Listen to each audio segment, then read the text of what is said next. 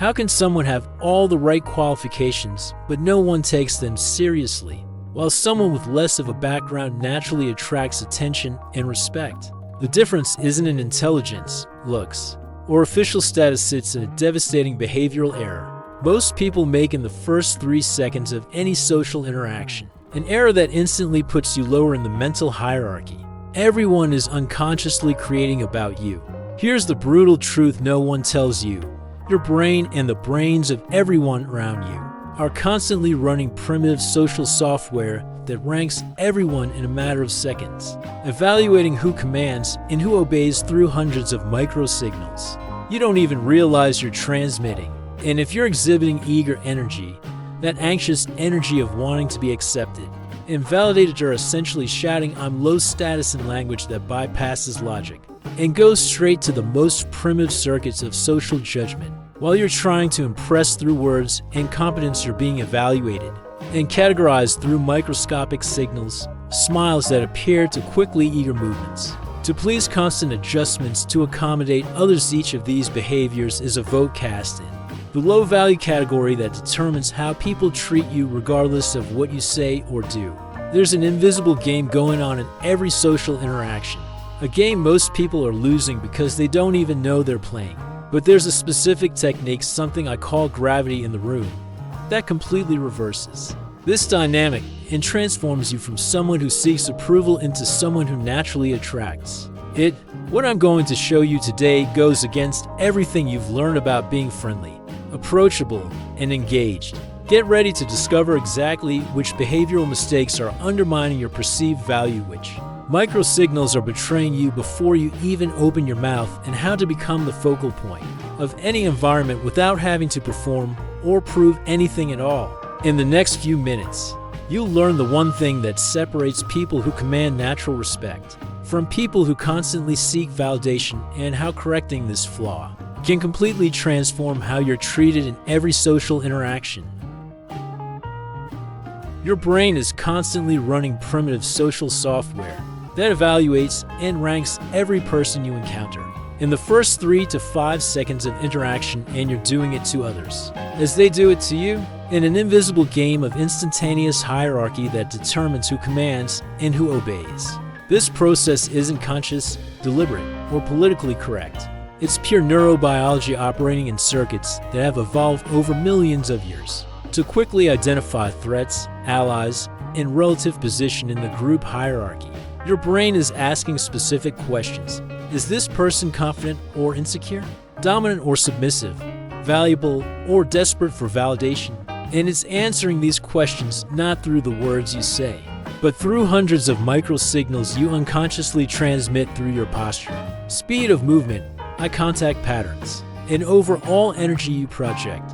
Social hierarchy isn't negotiated through logical arguments. It's established through nonverbal communication that happens faster than conscious thought. This instant assessment is devastatingly efficient and frighteningly accurate because it's calibrated by evolutionary experience tested over countless generations.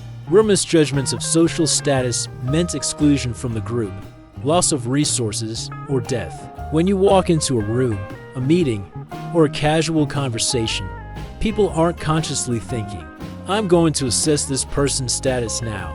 They simply sense instantly whether you're someone who commands natural respect or someone who's seeking approval, whether you're the kind of person who adds value to the environment or drains energy trying to prove their own worth.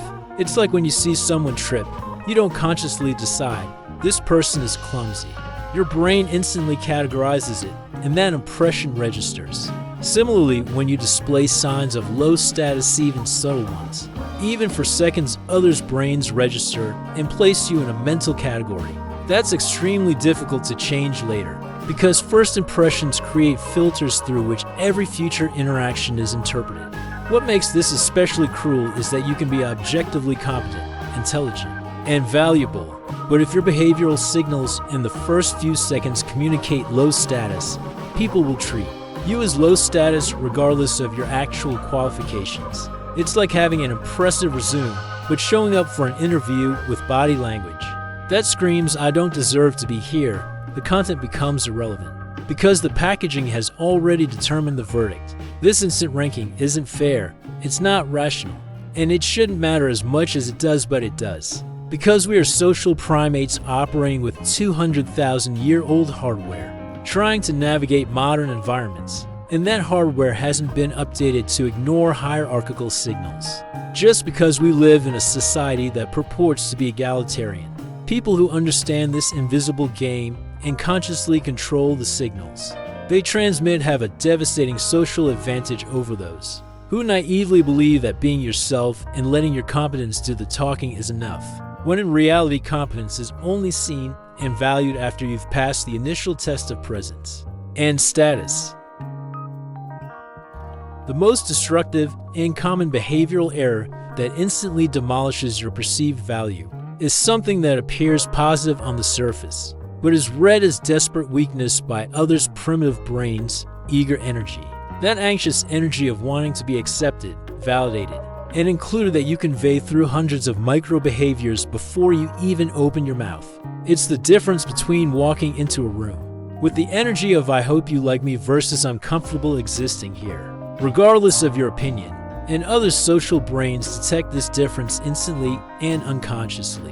When you crave acceptance too much, when you're trying too hard to please, when you're anxiously monitoring others' reactions to confirm you're being well received, you're essentially conveying "my value depends on your validation," and this automatically places you in a lower hierarchical position. It's not that people consciously think this person is desperate, they simply sense you're not high value. Because high-value people don't seek approval, they receive it naturally. This eager energy manifests itself in specific behavioral patterns that you probably don't even realize you're engaging in. You speak a little too fast, trying to impress, laugh a little too loudly at jokes that aren't all that funny, agree too enthusiastically with opinions you don't necessarily endorse, fill every silence, because you interpret pauses as social failure and constantly scan others' micro-expressions for signs of approval or disapproval. It's like an eager dog doing everything to please its owner. Technically, all the individual behaviors seem friendly and positive, but collectively, they communicate something devastating. You're in a position of inferiority, seeking validation from those above you in the hierarchy. The cruel paradox is that the more you want to be respected and accepted, the more you demonstrate behaviors that guarantee the exact opposite. Because genuine respect only flows to people who don't seem to need it. It's like trying to hold water with your hands. The tighter you squeeze, trying to hold it, the more it slips through your fingers. What makes this trap especially insidious is that eager energy often comes from a genuinely positive place. You genuinely want to contribute. You genuinely value the people around you. You genuinely care about social connection, but other people's primitive brains don't interpret your good intentions. They only read behavioral cues, and these cues scream low status even when you're objectively competent and valuable. People with high social presence aren't necessarily more confident or more valuable than you. They've simply learned consciously or unconsciously to control this eager, approval-seeking energy and replace it with a restrained, self-sufficient energy. The most destructive submission signals are microscopic and happen so quickly that you don't even realize you're transmitting them, but other people's primitive brains detect them instantly and unconsciously register you as low in the social hierarchy.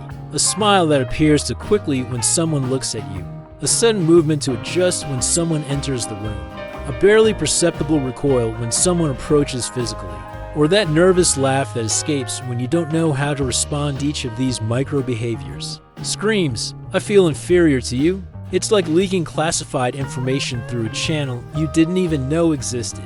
You think you're just being friendly, polite, or responsive, but what you're really doing is transmitting submission signals that people process as, "This person doesn't have enough status to control their own reactions." Rapid movements are particularly insidious because they appear energetic and dynamic, but are neurologically read as anxiety and a need for approval. When you move quickly to respond, to please, to conform to others' needs, you're communicating that you care more about their opinion of you than your own internal standards. It's the difference between someone who instantly grabs their phone when it rings versus someone who finishes what they're doing before checking it. The former is communicating your demands control my attention, while the latter communicates I control my own attention and decide when to respond. The same principle applies to virtually all social behavior. Excessive speed and readiness signal subordination, while deliberate, leisurely movements signal control and status. High-status people don't rush anyone, don't adjust their energy to accommodate others' moods, and don't display visible anxiety about how they're being perceived, not because they're rude or insensitive, but because their locus of control is internal, not external.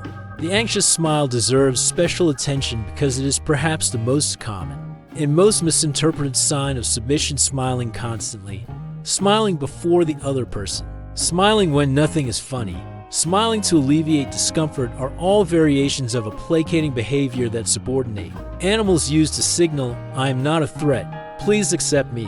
A genuine smile in response to something positive is powerful or reflexive. Anxious smile that appears regardless of context is visible weakness. Other people's brains are constantly evaluating what your behaviors are autonomous, you act because you want to, or reactive, you act because you are seeking approval. And overly quick movements, overly anxious smiles, and constant adjustments to accommodate others all fall into the reactive category. Each micro-signal of submission is like a vote you cast in the low-status ballot box. Individually, none of them seem significant, but collectively they build a clear picture of someone who is operating from a position of perceived inferiority. And once that perception takes hold, it becomes a self-fulfilling prophecy where people treat you as inferior, which generates more anxiety, which generates more signals of submission, in a downward cycle that is difficult to break. The ultimate technique for commanding respect isn't about doing more, speaking louder, or trying to impress. It's about becoming the room's gravitational point, that magnetic presence that naturally attracts attention and respect simply by existing with restrained energy and visible self-control. Gravity in the room doesn't come from aggressive dominance or theatrical performance. It comes from something much more subtle and much more powerful.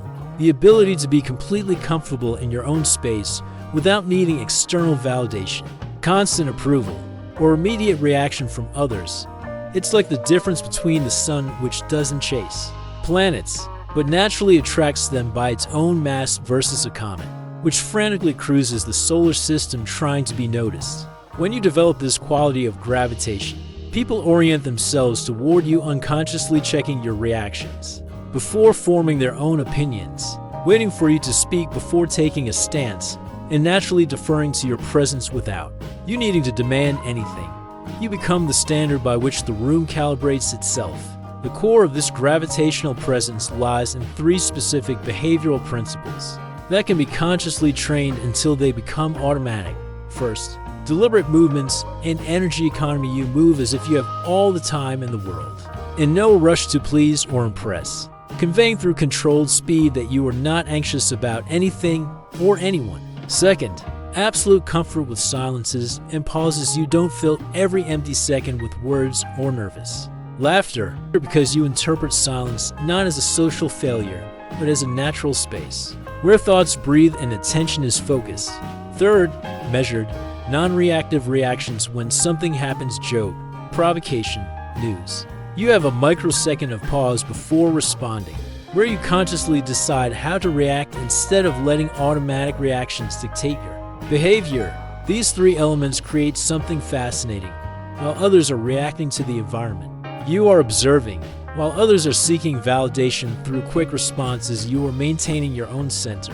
And this difference in energy is instantly perceived as a sign of high status. Practicing gravity begins with something simple, but brutally difficult for those accustomed to eager energy: consciously adding a half-second pause before any social reaction. Before smiling, before responding, before moving to accommodate someone, simply pause, breathe, and then choose your behavior instead of letting it be automatic. This micropause breaks the reactive pattern that communicates submission and replaces it with a deliberate response that communicates control.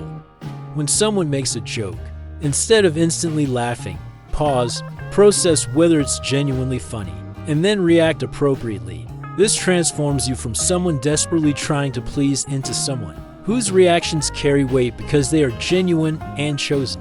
When someone enters the room, instead of immediately adjusting your posture or energy, maintain your internal state and let the other person adjust to your rhythm.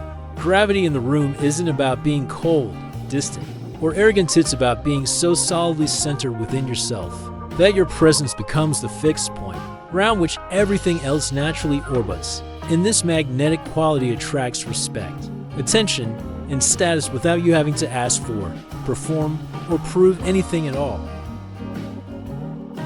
Now you have access to something most people will never discover: the invisible game of social hierarchy that's happening in every interaction, where you're being ranked and categorized in the first few seconds through micro signals you didn't even know you were transmitting. But knowing this game doesn't automatically give you an advantage. Real transformation only happens when you have the discipline to consciously control the behaviors that are betraying you, especially that eager energy that seems friendly but reads as desperation for status. Because here's the brutal reality: every interaction where you display eager energy, every quick movement to please, every reflexive smile seeking approval, is you voting for the version of yourself that occupies a lower position in the social hierarchy.